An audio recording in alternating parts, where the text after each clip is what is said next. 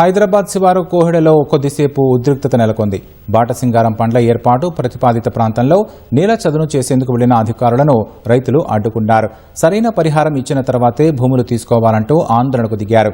JCB వాహనానికి మహిళా రైతు అడ్డు తగిలి ఆటంకం సృష్టించగా మార్కెటింగ్ శాఖ అధికారులు రైతుల మధ్య తీవ్ర వాగ్వాదం చోటు చేసుకుంది. అక్కడికి చేరుకున్న పోలీసులు ఆందోళనకు దిగిన రైతులకు నచ్చజెప్పే ప్రయత్నం చేసినా వెనక్కి తగ్గలేదు.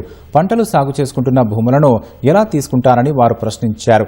వాస్తవ లబ్ధిదారులను గుర్తించి నష్టపరిహారం చెల్లించాలని డిమాండ్ చేశారు. 179 ఎకరాల విస్తీర్ణంలో అత్యాధునిక అంతర్జాతీయ నాణ్యత ప్రమాణాలతో కూడిన సమీకృత మార్కెట్ నిర్మించాలని రేవంత్ రెడ్డి సర్కార్ నిర్ణయించింది. ఆ ప్రతిపాదనకు సీఎం ఆమోదముద్ర వేయడంతో ప్రభుత్వం ఆ భూములను మార్కెటింగ్ శాఖకు కేటాయించింది. రాష్ట్ర అవతరణ దినోత్సవం మరుసటి రోజు కోహెడలో గడ్డియన్నారం బాటసింగారం పండ్ల మార్కెట్ నిర్మాణ పనులను ముఖ్యమంత్రి రేవంత్ రెడ్డి చేతుల మీదుగా శంకుస్థాపన చేయనున్నారు.